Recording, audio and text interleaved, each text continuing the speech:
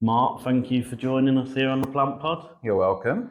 Um, Starting off, how did you get into horticulture? So, horticulture for me was always a hobby from a very young age. And it's probably a bit of a cliched story, but I used to spend quite a lot of time my summers with my grandparents or what have you, and they had a massive garden and grew lots of fruit and veg and had a little orchard and stuff. And so that's kind of where it came from. And I got a greenhouse for passing my 11 plus at school and was growing seeds and what have you. And yeah, and it was, like I say, just always a hobby of mine, really. So I'm quite fortunate, really. What made you enjoy it? I don't know. I think it's just that, seeing things grow.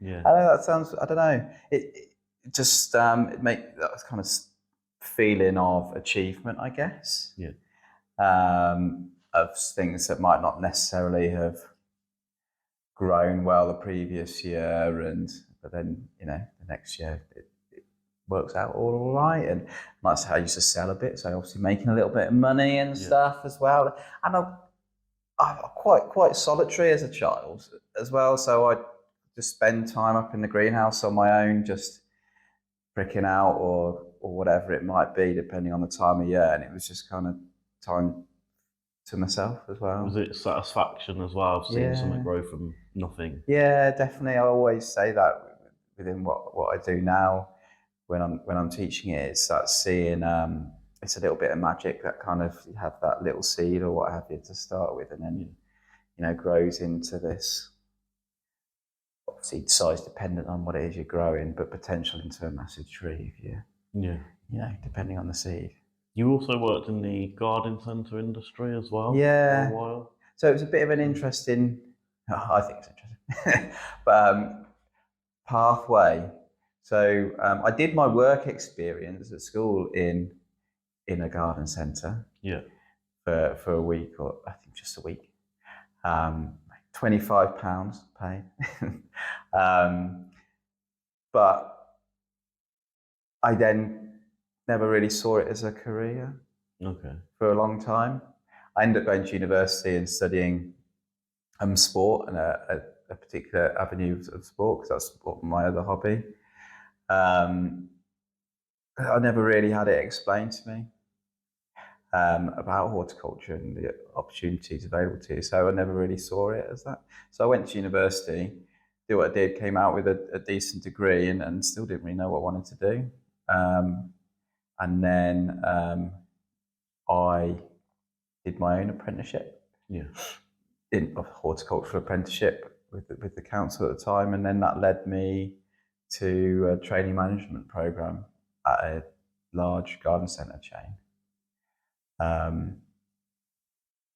This obviously was an area of the industry I knew a certain amount, so having shopped at garden centres and what have you, and obviously a little bit of experience within that, and the security of retail, I guess, Yeah. what I thought security at the time. Yeah, so worked within the plant area of a few garden centres across the Midlands. So how did you get into teaching at Pershore? So from that, so within the same garden centre chain, they set up an apprenticeship program. Yeah.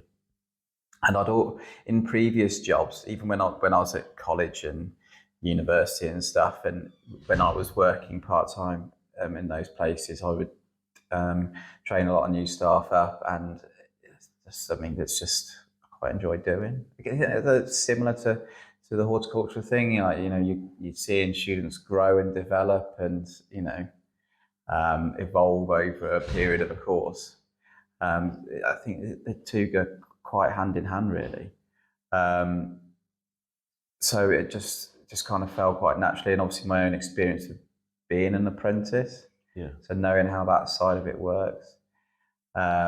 So we did the apprenticeship program there, and our apprentices came to Pershore College for their block release days or weeks.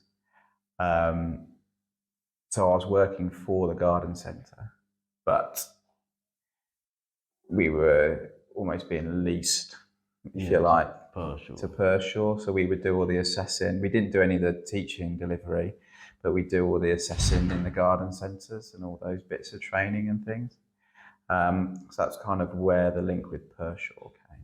How important do you think education is in horticulture? I mean, you touched on it a moment ago when you said you didn't realise what opportunities were available. Yeah, it's massive. Obviously, it's huge, and it's not just within our industry. You know, there's calls for apprenticeships or lack of. You know, people learning a trade, if you like, coming out of school. But we need to fill those positions within aging workforces. Yeah. You know, the people with the skills aren't necessarily there, and they take time, but we need to obviously encourage the next generation. And when I say that, I don't necessarily mean youngsters. You know, that could also include career changers or whomever, or just upskilling current employees within the industry and broadening their horizons to what's out there. Because it can be quite easy just to be comfortable in what we do. But education's massive. Of course it is. We just need to basically get the word out there. Yeah. What's available, because as you alluded to, when I was at school and someone actually interested in the subject, I had no idea what options there were for me out there. I grew up not right round the corner from Pershore, but my grandparents were half an hour down the road. We were another hour away or something, but Pershore, even back then, massive name within horticulture, and I didn't even know it existed. Yeah. You know, which is a bit of a shame, really. I was actually pushed towards becoming an accountant from school because I was just good at maths. But yeah. With the course that you teach, how did that come about?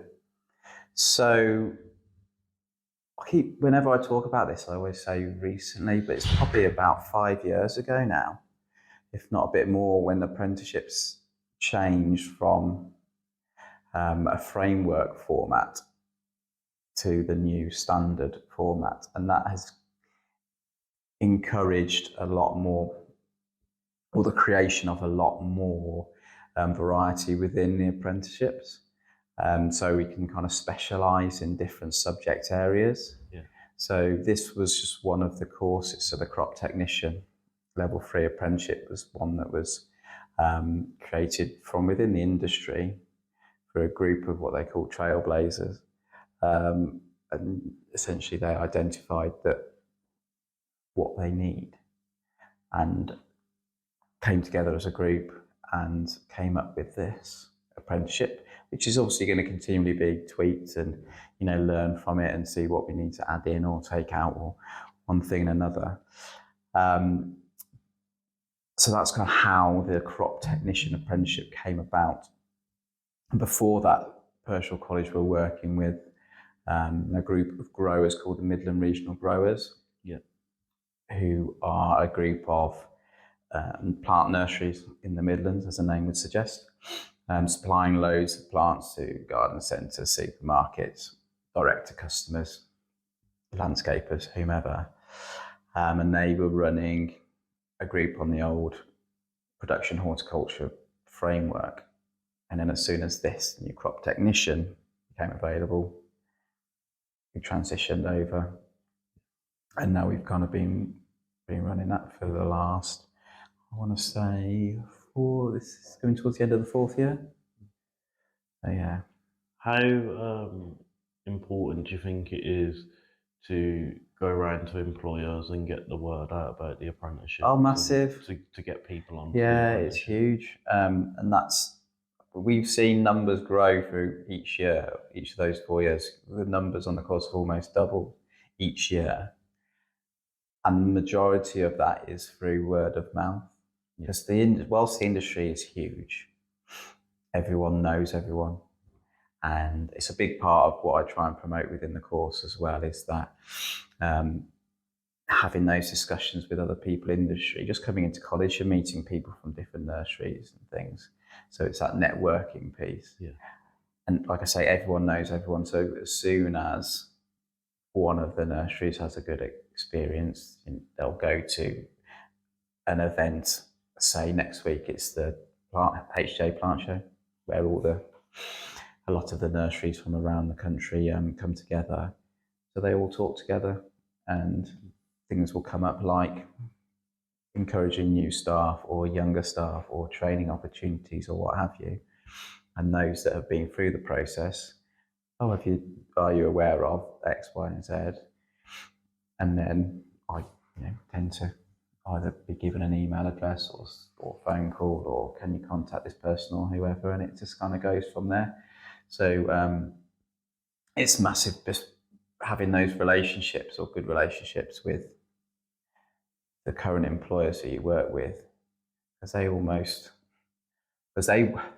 want more and more people in the industry, even if not necessarily with their own nursery, but they're almost, not say they're working for me, but in a way, they're helping spread the word of what we do, which is fantastic. That can't be underestimated at all. So what advice would you give to anyone that's listening that thinks, I want to give horticulture a go, I want to... The first thing is really to see what's out there in your local area in terms of the different elements of the industry that are nearby. It's massive, it's so diverse. Have a bit of a look, see what's around, go in and speak to people. Again, people within a nursery are so welcoming to showing people around or talking to people, or if you work at another nursery, having a look at how somewhere else operates. All these things, everyone's so welcoming, and just make that contact. Yeah. And I would always recommend going through the employer route first. You can obviously speak to colleges like us to find out what courses we deliver, but we're limited by the employers that are offering positions and things in terms of apprenticeships, that is. So I always say, just go, speak to the employers. They're the people who will be able to tell you. But if you need some specific information about training opportunities and what might interest you, then just speak to the college. That's a lot of the things. And again, with employers, if there's any employers listening to this saying there's nothing out there in our line of work, training opportunities for our staff or new people, there are. We can only get around and speak to so many people. We might not know you're there. Yeah. It works two ways. Definitely. Come to us and speak to us if you've got any questions. And there are open days as well. Yeah, we have open days. That will all be available either on our website, or just speaking to people at reception in terms of when next things are coming up.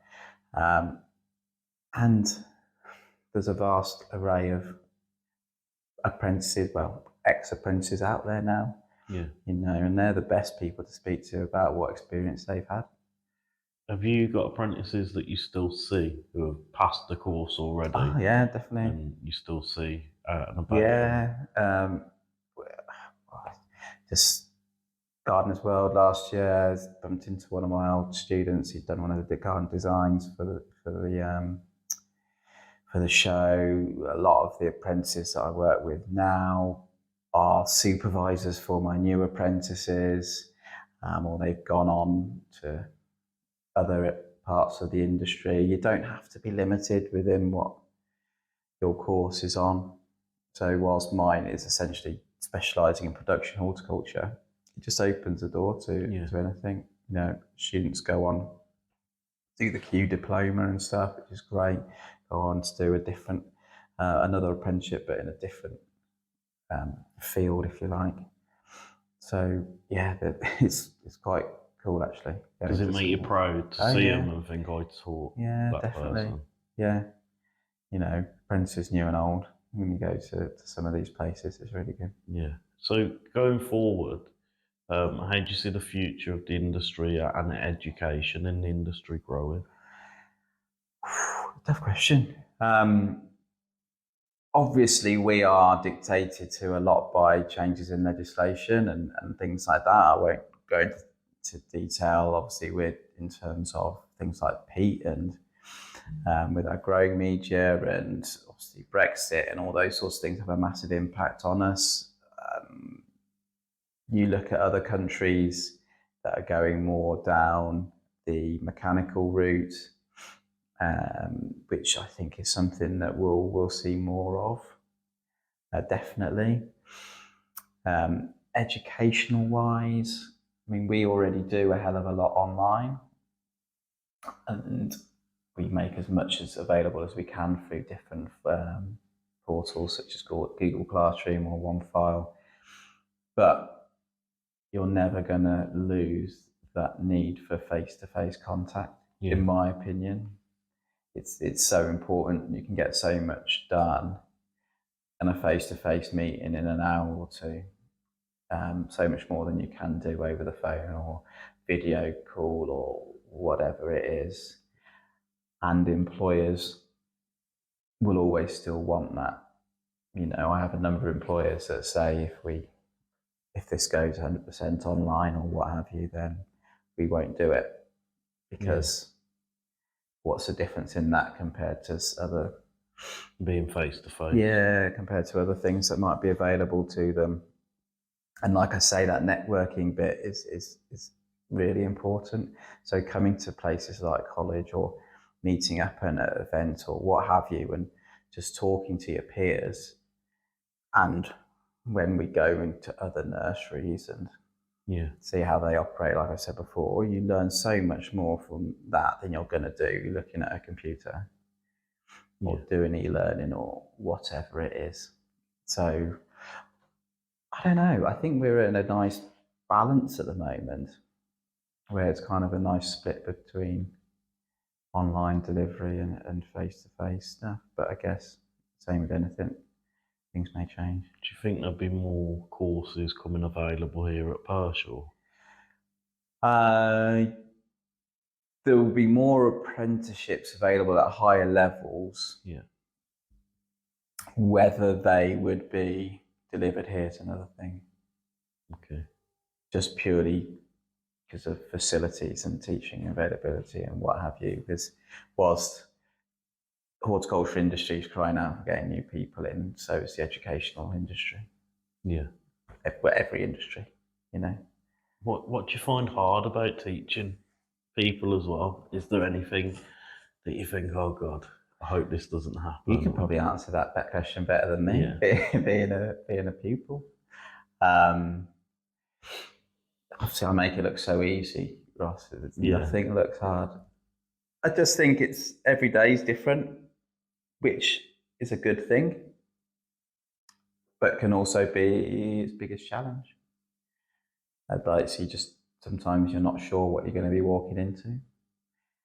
The first couple of months of any new group is always probably the most difficult, because you're just trying to gauge personalities, and obviously as well students are settling in, so they're going to be more anxious than they might be ordinarily.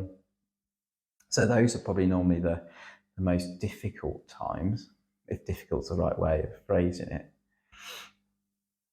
But that's the job, really, massively, in terms of having to alter or adjust how assessments are done or information is delivered to suit everyone's need, and picking out who needs that extra support or who works well with who and one thing and another and stuff. So with the course as well, what I find is I really like the course, but also what you get out of it. So we got our first aid certificates, we got our PA1 and our PA6 spray licenses. You know, that's a lot of money's worth. Yeah, those are massive. Especially your PA1 and PA6, whatever you go and do in the industry afterwards, they are qualifications, or desirable qualifications, should I say, that you might see on any job advert. under criteria, what have you. Yeah. So having something like that really sets you apart from someone who necessarily hasn't been an apprentice or has experience in industry but hasn't been put on those courses. So it is great having those add-ons, if you like, and the more things like that we can do, the better, really. Yeah, definitely. I'd love to have some sort of vehicle training associated, Like tractor driving. yeah, or forklift or something. Yeah. But they're not necessarily as, well, some nurseries don't deem those things as important as Yeah. the other elements. Mark, thank you No for problem. your time. I really All right. appreciate it. No worries. Enjoyed it. And thank you for teaching me. That's all right. No problem. So I'm here with Abby. Abby, how are you? I'm not bad. I'm not bad. It's the end of our college time now, so tired, but worth it. 100% worth it. Definitely. Yeah. Where do you work? I work for Bransford Webbs, well, the Bransford Webbs plant company in Worcestershire, Bransford. Yeah, and what's your role there? My role is a grower/team leader of an area called Willow. I have something like 50,000 plants under my care, 22 polytunnels, and I'm very proud. A lot of work to do. Oh yes, yeah. How long have you been in the industry? I've only been in the industry probably about 2 years now. So I did about half a year as seasonal, then I got the apprenticeship, and then I got my full-time role last year, so about 2 years. And what made you want to do the apprenticeship? I needed to escape from bar work, and it was very much due to the lockdowns. I realised that horticulture was what I needed to be doing. Yep. And the apprenticeship was very much a foot in the door for that sort of world, really. Yeah. And it's the level 3 crop technician that you're doing, as well as myself. What have you took out of the course? The opportunities. That's one of the major things I've actually been able to access with the course. It's knowing that what we've been taught is the right sort of content. It's actually being guided through things rather than kind of learning by yourself and not really having the structure. So it's knowing that the content has been correct for what we're doing in our job. Really. Have you found any part of the course hard? The writing? Yeah. Yeah, I mean, with what we do, we're practical, we're hands-on, and it has been very difficult to get my head back into the writing aspects. Yeah. But if it's something that you care about, if it's something that you love, then you get through it, you get on with it, you know? Yeah, and while you've been on the course, you've travelled, haven't you? Yes. So you've won a few grants. Yeah. What were they for? So I was very lucky to be picked as one of the IPPS Six Packers, which is an award which picks 6 people from the entirety of Europe to travel to a destination, and we get full board, full flights, and then you get to go on various tours, sit in a conference, and find out how other countries are investing in their horticulture and how it goes about. I've also been awarded a scholarship through Smart Garden Plants, who, with that money, I'll again be going to the next IPPS, which is being held in Denmark and Sweden. Okay. Yeah. So do you think without being on the apprenticeship, you would have been able to do that? I would have had no chance. No chance. If it weren't for the apprenticeship, those 2 massive opportunities I wouldn't have been able to access, 100%. How do you see your future? And where do you think you'll go from here? More education. Yeah. I've got my teeth into it now. I intend potentially on looking at a Q specialisation course. Yeah. They do 1-year courses. I want to go down more of a tropical route rather than the hardy nursery stock. Yeah, so probably a specialisation course, and then in the future maybe something of a degree or equivalent, maybe the MHort. Do you believe that education needs to be pushed in horticulture? Absolutely. Yeah. All the way back from GCSEs in school, I remember going to education counselling At no point is horticulture mentioned. Yeah. Agriculture a little bit, but nothing to do with horticulture. I didn't realise it was an option until 2-3 years ago when this course was shown to me through work. So absolutely needs more pushing for the education side. So on a whole, out of 10, how would you rate the course and what you've learned and how much you've enjoyed it? I would give it an 8. Yeah. There's certain aspects which I would have liked to know more about. So the propagation side of things, how plant life even starts, you know. Yeah, probably about an 8. So still really, really good, but certain elements are missing for me personally. Yeah. Well, that's great. I appreciate your time. Yeah. And I wish you nothing but the best. And yourself. Thank you. It's been a pleasure studying with you. No, So, definitely. Yeah, Definitely. It's been great. Thank you. Thank you. I'm here with Oscar. Oscar, thank you for coming on the Plant Pod. Yeah, no worries. So you're young, you're 18. Indeed. Obviously, they're trying to get young people into the industry. So you being young and coming into the industry is what they want. Where do you work? I currently work at Hales Fruit Farm, which is slightly different to most horticultural places, but we do a lot of container-based strawberries and things like that. So yeah. Is it just strawberries that you do? No, we're actually mainly an orchard fruit farm, but we do other soft fruits as well, like tayberries, silverberries, raspberries, gooseberries. Yeah, we do quite a few. You do your own juices as well? And ciders? Yeah, we make our own juices and ciders from all the fruit on site. So how long have you been working there? I've actually been there 5 years now. I haven't always been doing the job I've been doing. I started off helping out in the kitchen and things like that. Yeah. Then I moved on whilst I was looking for an apprenticeship on the farm side of things. So why did you choose this apprenticeship? Well, I wanted to see how what the industry had to offer, but it's also just quite a nice lifestyle, being outdoors all day, not being stuck in an office. Have you took a lot from the apprenticeship? Yeah, no, the apprenticeship's been very useful actually. Obviously, it's given me a lot of things like my chemical pesticide licenses, but it has taught me a lot.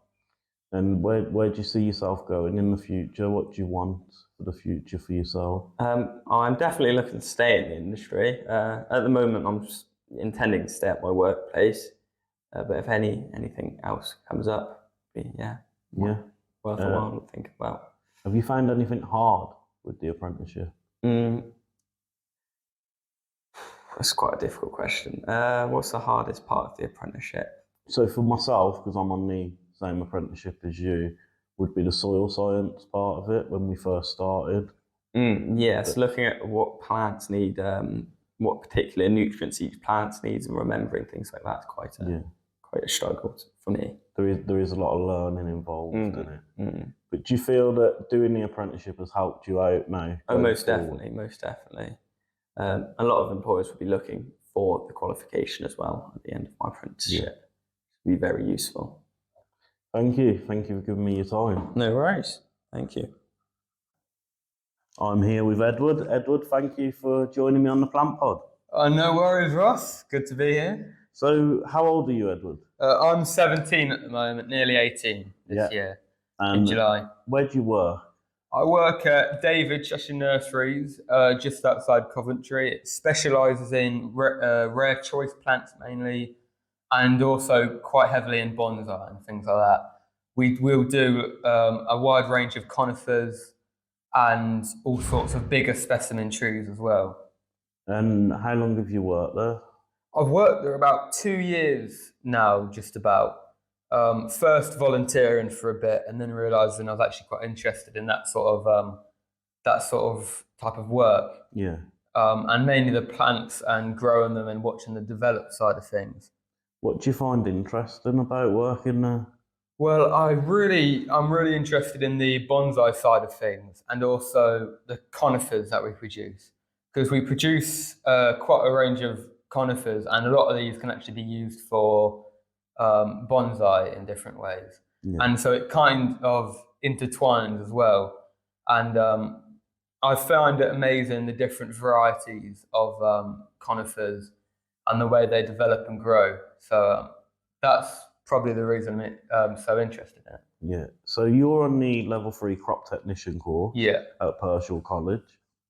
Yeah. How have you found it? I found it quite interesting. It looks into much more like commercial, larger nurseries and things like that.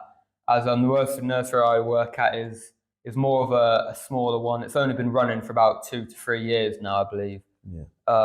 And a lot of the other ones that all my classmates are in are nurseries that are hundreds of years old and hundreds of acres. So it's very different what we do. But have you took stuff from that to take back to where you were? Oh yeah, definitely. There's a lot of things that are very useful that I've been learning, like chemicals, chemical use, obviously, pests and diseases and things like that. Too many to name, really. Yeah. But there's quite a bit of crossover with that sort of thing, especially with the talk of soils and things and how they're changing so quickly. Because a lot of the stuff we grow is in that as well. So we'll have to make those changes as well in the future. What made you want to do the apprenticeship? Well, first I wasn't really sure what I wanted to do. About 4 years ago, probably now, I didn't really have an interest in plants at all. And I was just going to probably do an engineering apprenticeship or something like that, as I didn't know where I was really going to go for my career. Yeah. And obviously I started working there, as I've said, volunteering for a bit, just doing odd jobs. While I had, after my GCSEs, while I had about 6 or 8 weeks off, so I had plenty of spare time and nothing really to do. So I started volunteering there and realised that it was actually quite interesting in what the sort of plants that are grown there and the bonsai in particular. I found that really interesting. And So taking the knowledge of what you've got from the apprenticeship, where do you see your future and where will you go from here? well, I've been thinking about it quite a lot. I'm still a bit undecided yet, as it's difficult. But I would in an ideal world, I'd like to start my own bonsai nursery in the future, or possibly maybe a conifer nursery. But again, it's I'm not 100% sure at the moment, because the starting nurseries, like bonsai nurseries or conifer nurseries, are difficult, as obviously land's very expensive. Yeah. And bonsai trees are normally decades old, and creating trees like that sustainably to support yourself is quite difficult, especially when you don't have like family that are involved in that sort of thing. So that is what I'd like to do, but possibly I may go working for other people, and maybe I'll start working in Europe on other bonsai nurseries, because bonsai is growing exponentially, and especially around Europe, where really high quality trees are available much more commonly than they are in Britain. So, but it really depends on how the markets change at the moment. So, Yeah. obviously, that's all up for debate. But I'm not. I don't think I'm making any choices now. I'm learning plenty at where I work, and it's definitely a good starting point. Or maybe I'll go doing another apprenticeship in Japan or something, or work with other bonsai nurseries in Europe or so. So Yeah. obviously, it's a very It's a very broad field of what you want to do. Yeah. And you've got so many options. But you're willing, like you said, about maybe doing another apprenticeship in Japan, so you'd be willing to do even more work, education to get there. Because a Japanese bonsai apprenticeship is a lot more. It's about 7 years, Yeah. I believe, and not many people have a Japanese apprenticeship, and as a bonsai nursery owner, that could really make you much more sort of admirable, if that's the right word, Yeah. or authentic. because obviously there's some European nurseries that have Japanese apprenticeships, but 7 years. The only problem is 7 years is a very long time to go away. And so if I am growing and propagating and everything, 7 years is quite a big chunk to take out of that. Definitely. So I'm still not 100% decided. Or maybe I'll work there for a bit, a couple months at a time during the winter or something. That's what a lot of bonsai nurseries tend to do. They tend to go over there, work for a bit, and then come back over, and then they'll be learning skills. A lot of the time they volunteer and won't get paid over there, but it's mainly about the skills they'll pick up along the way that they actually go over there for. Would you recommend the apprenticeship here at Pershore to other people that want to get into the industry? Yeah, definitely. There's so many different people here with so much knowledge. In around the Midlands, obviously where we are, Pershore is probably one of the best colleges. Obviously for like agriculture and things, Morton Morrow is pretty good, but a lot of the courses they don't actually have anymore. So, and especially the new agritech site that they've built and everything like that, it's very good for the horticultural side of things. Edward, thank you for your time. No problem. I really appreciate it. No problem.